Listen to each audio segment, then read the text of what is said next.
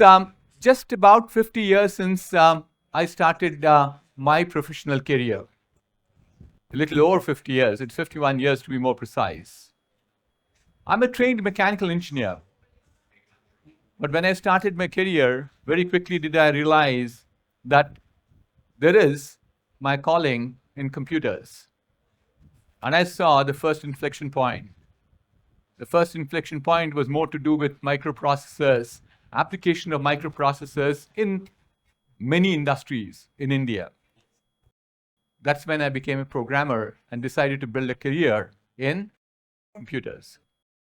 The second inflection point I saw was in 1991, 1992, around that time. Primarily, it was driven with internet, World Wide Web, search engines, and many more. And coupled with that, 1991, 1992, something more interesting happened in India. India embarked on this journey of globalization and liberalization. So the end result is that we found that me taking this big plunge in life to become an entrepreneur. My entrepreneurial journey continued. But I see a third inflection point now. The inflection point which started off in the later part of the last decade, now at its bloom in the early part of this decade. AI decade. That's what it is. So therefore, what we live at this point of time is all in AI. And let's look back at AI for a minute. The first time that, people started thinking about the machine intelligence was by Alan Turing, 1950. The word AI got coined for the first time in 1956. So it was a rule-based AI that got developed over a period of time systematically. And moreover, you should also recognize that these were specific applications. These were not very general purpose in nature. But then if you look at what's happening in 2020, time has arrived for AI. From a situation where we thought, innovation will take a long time to come, it'll probably take some more generations before it happens. What we're seeing right now is happening currently as we speak. We thought what future is, it's now. The future is now. It's unfolding in front of us. You are a part of it. So let's then look at where is AI at this point of time. I called out three of them: AI, generative AI, and agentive AI. But what we are experiencing right now, very intensely at this point of time, is called generative AI. AI is creating content for you. You then move on to the next phase of it, is agentic AI, which is in the very initial stages at this point of time, where there'll be an avatar of me.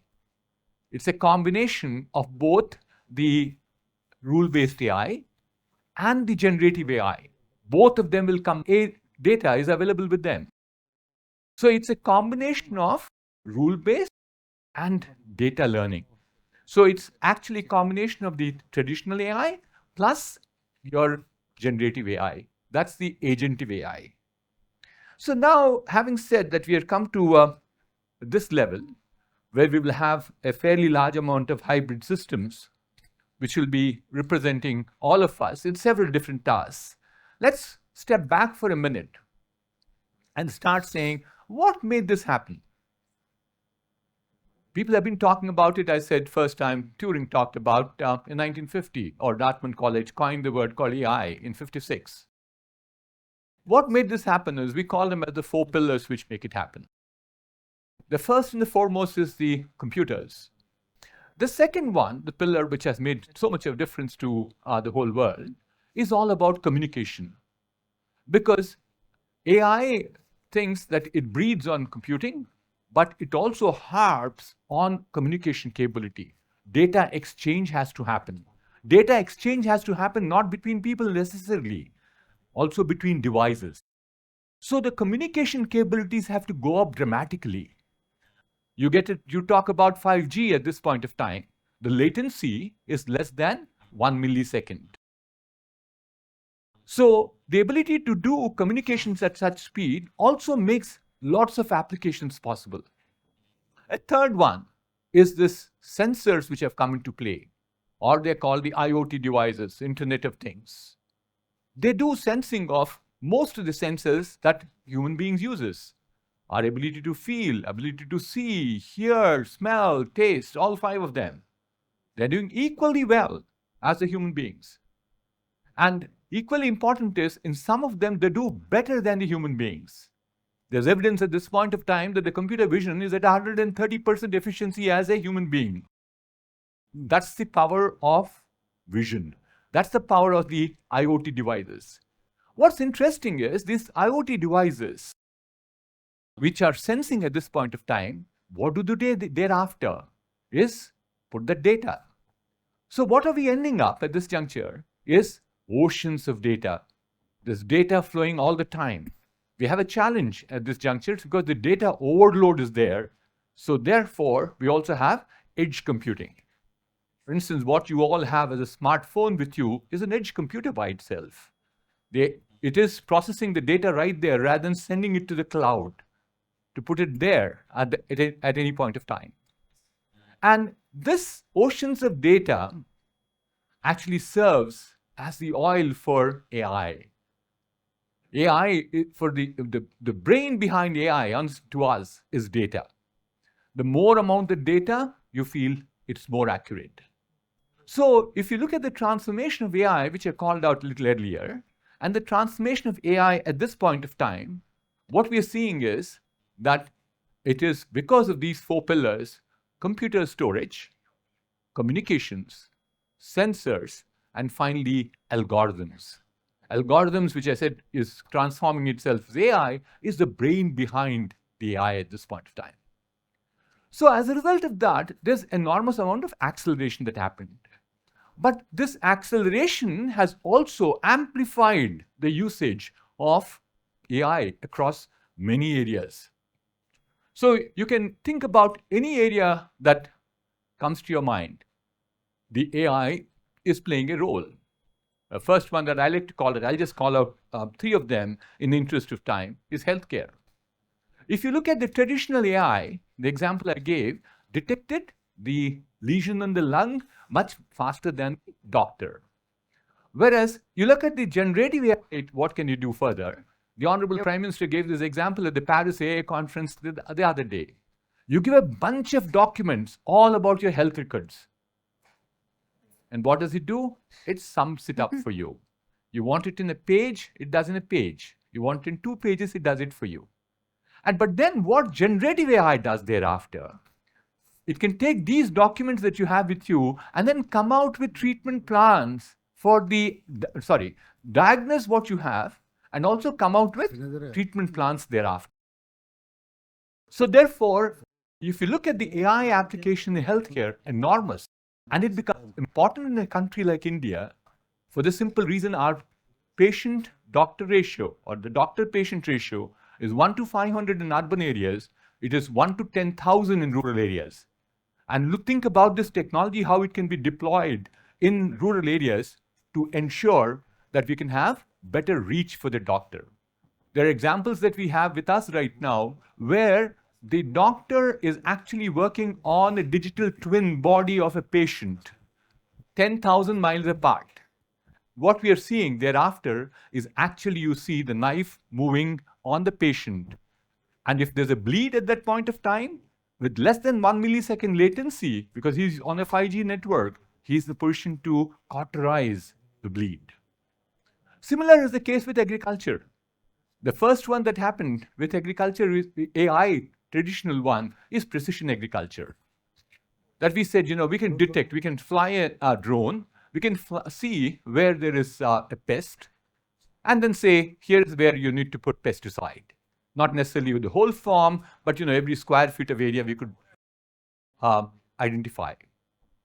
But then you look at generative AI. Today it takes all the information that's there on weather and predicts with great amount of accuracy, saying that, this is likely to happen tomorrow.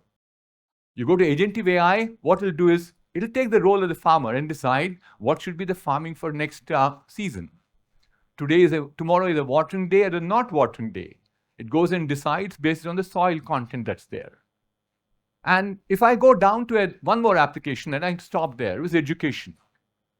There too, you find in the original instances where AI was playing a part is all about personalized learning paths. Based on the speed of which you're learning, we give you an exam. Out of your outcomes of that exam, we're in a position to then decide what should be the next lesson that has to go by. So therefore, you don't need to be in the same speed as the other people. You can be faster, you can be slower. That's AI was doing it. In the generative AI, now we got question banks coming in. Question banks coming in, text being written by AI itself, with all the best of content. And finally, you look at agentive AI. What it'll do is that it'll finally get to say whether you pass the exam or not. It's deciding, not any longer a professor is deciding. So it is something which we can't stop it from happening. Why would mankind stop it from happening? Especially because we see so many benefits that are coming in. We have evidence at this point of time that the industry, the businesses, the society are all getting benefited because of AI. We have seen examples after examples how the benefit would come by. I know of an example which is of automation in healthcare. This is a Korean doctor talking to me a few months back. He is a dermatologist. He says his efficiency has gone up by 30% right now because he can see 30% more patients. Or I know of a company which I'm involved in, which does in-session marketing using AI backend. It can show you an uplift of revenue by 5% when their software is working. It basically personalized selling that it does to its customers. And finally, we also see enormous amount of benefits coming to the manufacturing sector. Our preventive maintenance cycles have become shorter. And from a situation where downtimes used to be in the high high double-digit numbers, it's now down to a very small single-digit numbers because of our ability to do preventive maintenance. And there are several more applications that have been there, but giving you a general sense of what is happening is a prediction right now, the AI revolution that's happening, that the GDP for the whole world will go up by 1% because of the efficiency that it brings into the system. So my last part of it. So what do I want you to do? What I want my students to do is, first and foremost, what you've seen so far, the change cannot be stopped. And the change is something which is constant. So what do you need to learn? A, adaptability. I have to keep pace with the change. I can't say, I don't change, you're lost. It's fine, it's your choice. The second one that happens is, along with that, the change, is also your ability to learn. You have to now develop the mindset of saying that I am a lifelong learner.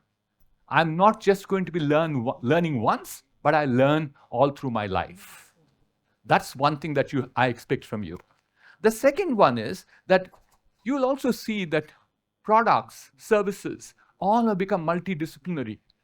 They're not unique discipline. There's nothing called mechanical engineering, electrical engineering, electronics engineering, software engineering, software product engineering.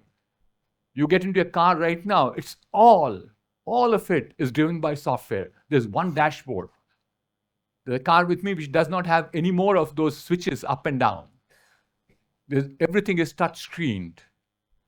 So therefore, what was an automobile at one point of time? It was considered to be the fiefdom of a mechanical engineer. Car was mechanical engineering. But car has got multiple things. So therefore, but at the same time, will the car disappear? It won't disappear. Will the human being form factor change? It won't change. We'll all be the same size, shape, different colors, and so on and so forth. But therefore, what is important is mechanical engineering won't be disappearing, but mechanical engineering will morph itself into a different mode. So the second one I want is interdisciplinary. And the third one is your ability to have critical thinking, because this is a world where it is changing, right? So you have to constantly question, why is it happening this way? Is there a better way that I can do things? So these are about three things. I will stop there. The takeaways for you. The first and the foremost is change is constant. You need to be a constant learner. The second one is multidisciplinary skills become very, very important. Along with this multidisciplinary is ability to do soft skills, collaborate, and so on and so forth. And the third one is that you need to definitely become critical thinker, which means that you have to do actual problems that are there in the field, which effectively means that you also need to have a good academy interaction. So finally, what do I conclude by telling you today is that AI is a reality. Do we compete with AI as human beings? No. So far, they've been our collaborators. We need to improve on that collaboration. Irrespective of the profession that I know, people who are right now aware, understand the power of AI, all of them think that AI is part and parcel of the life. I met one of the best gastroenterologists in the recent past. He says, Mohan, that I would have a co-pilot for every gastroenterology procedure that I do. So therefore, do not get threatened with AI, but who created that AI is us as human beings. So what we should do, use all our capabilities to exploit to a level that's beneficial to not just you, but the whole mankind. Thank you.